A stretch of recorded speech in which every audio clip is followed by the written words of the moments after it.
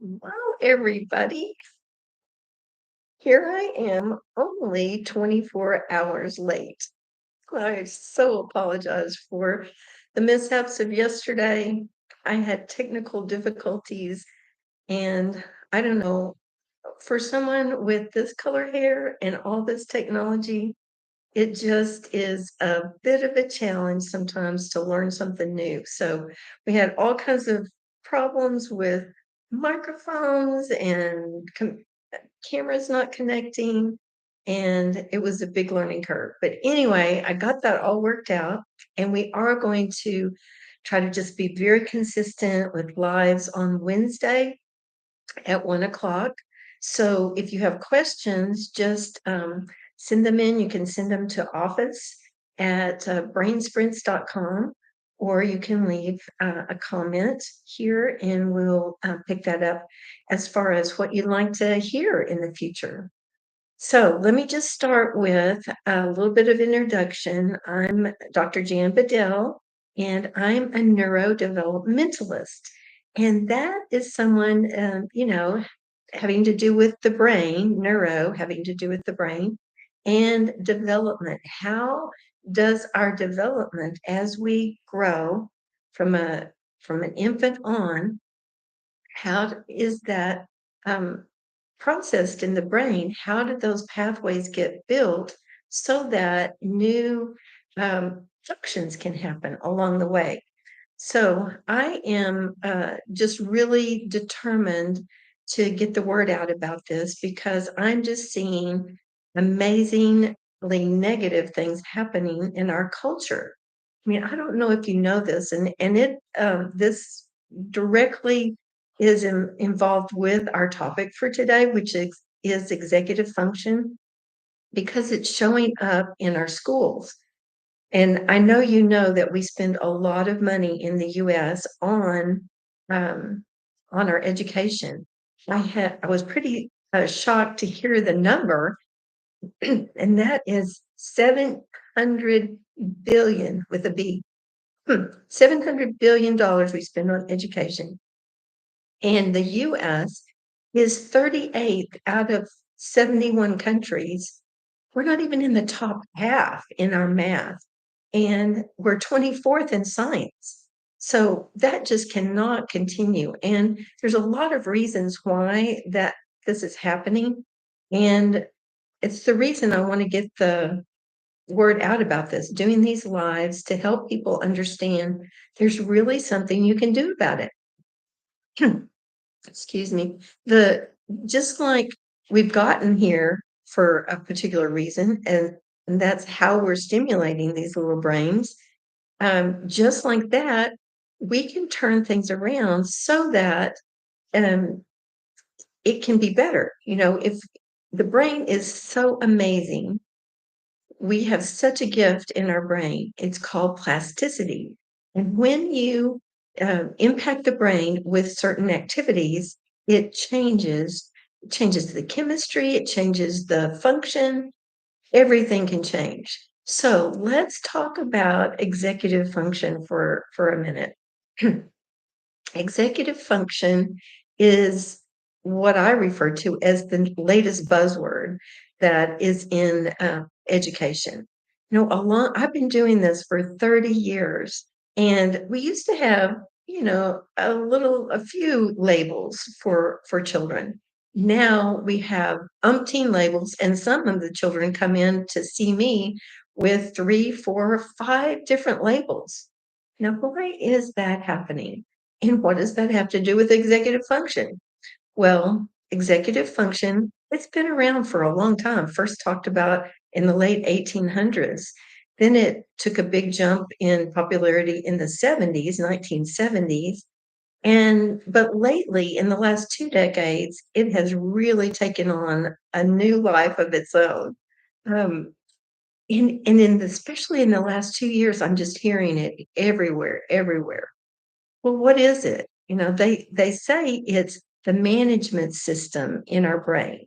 How how is our brain organized to manage life, basically?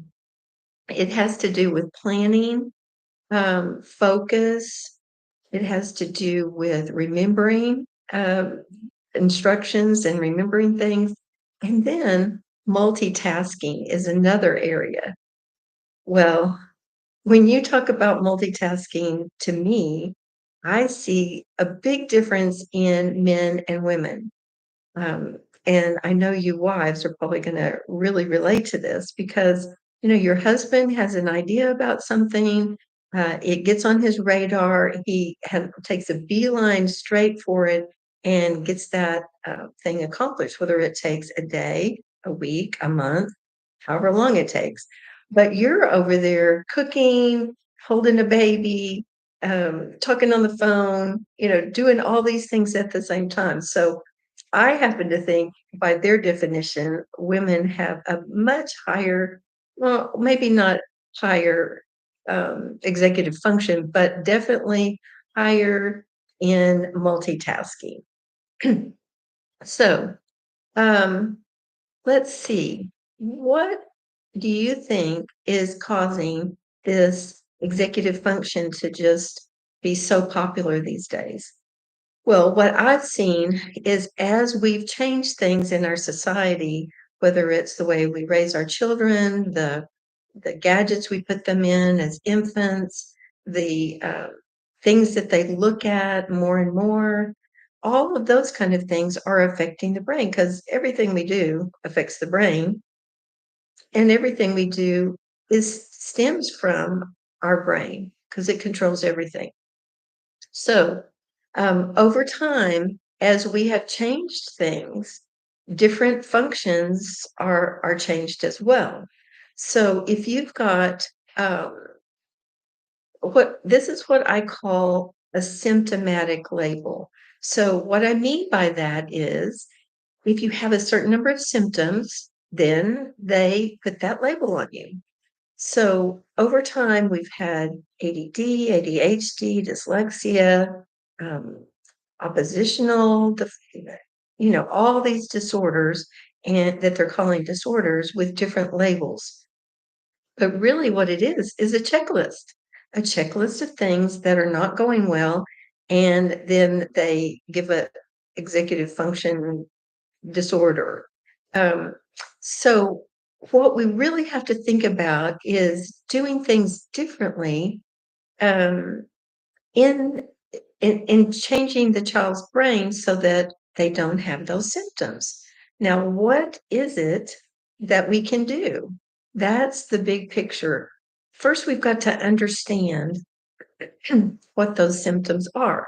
Like in academics, they say poor executive function causes academic outcomes to not be what they should be. Well, that's definitely rampant when we've got eighth graders that can't read at grade level, and fourth graders either that can't do math at grade level. So we've definitely got academics, which is what they say is part of the executive function.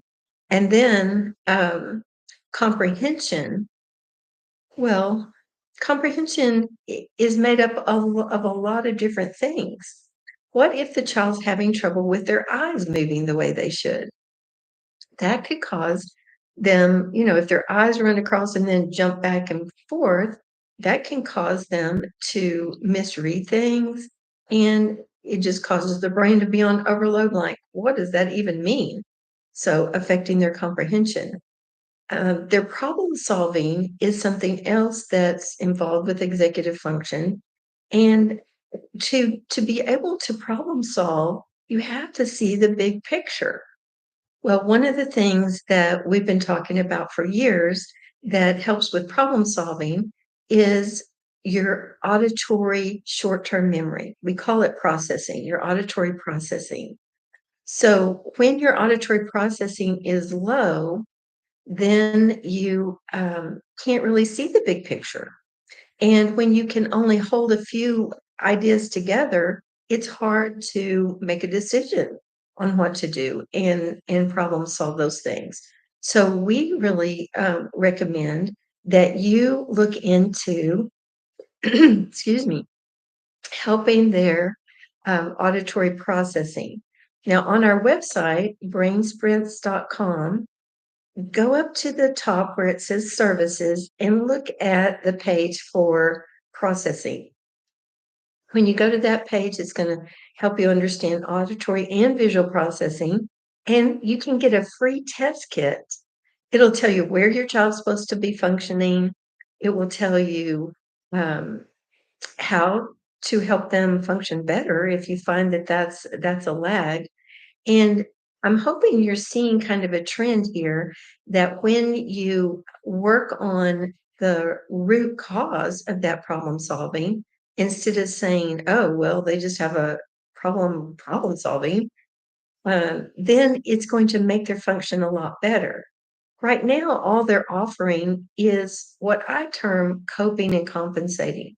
That means they're saying, use things to help you with this challenge that you're having. So things like planners or alarms or sticky notes to remind you of things. Those kind of things are what's called coping and compensating. Uh, but for a neurodevelopmental approach, we want to say, what's causing these things? What's causing the comprehension problem? Is it not being able to hold pieces together? Is it their eyes not working because they and then they're misunderstanding what they're reading? Is it storage of information where they're getting the information, but they can't retrieve it well, and that's going to affect your ability to, if you read something and you're not storing it in the right place, and you go to take a test on it, then it's going to be a challenge for that to come out. They also say that time management is part of your processing, as far as your executive function. Time management is a big part of that. Well, if you have a disorganized brain, you're going to have problems with time management.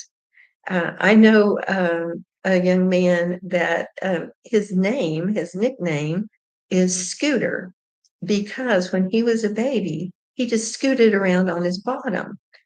And what we know as neurodevelopmentalists is that he didn't organize his brain at those lower levels to help him function higher. The good news that we have in neurodevelopment is that it's never too late to make a change and help your brain. And you know this because a stroke victim is going to regain function if they have good therapies and that kind of thing. So there's a real a way to solve these problems by looking at what the root cause is. And that's the bottom line of what I'm trying to get to here. And they say that behavior regulation is another aspect of executive function disorder if it's not going well. So in other words, if you have good executive function, and in our view, the brain is well organized, your short-term memory is working good, you're storing things in the right place, all of those things clicking along good. It's kind of like a computer that has a good system in it, instead of one that is maybe hooked up to dial-up instead of high-speed internet. That could be a correlation. You know how much slower. We moved out to the country a few years ago, and we up until just recently we only had DSL. Well, when you want to watch a movie, you get this thing going on your screen. It's very frustrating, and that's kind of what our brain can do when we don't have good pathways.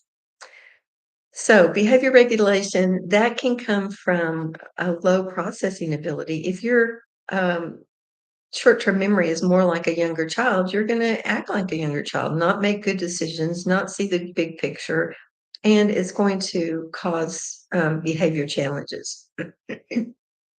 Well, this is just an introduction to these lives and topics that we'll be able to handle along the way.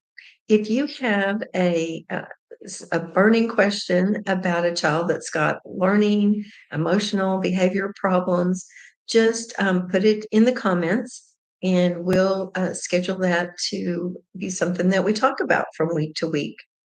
And of course, all those little things down there that you're supposed to click, the buttons.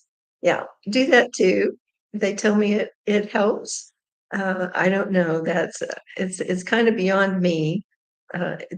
It's very interesting having watched this technology come from where my first computer had this little blinking C at the bottom corner. It was pretty crazy how things have changed. So I'm excited to be able to be with you, um, comment, do all those kinds of things so that we can connect better and help you with your child that's got some learning challenges. Till next time, we'll see you on the other side.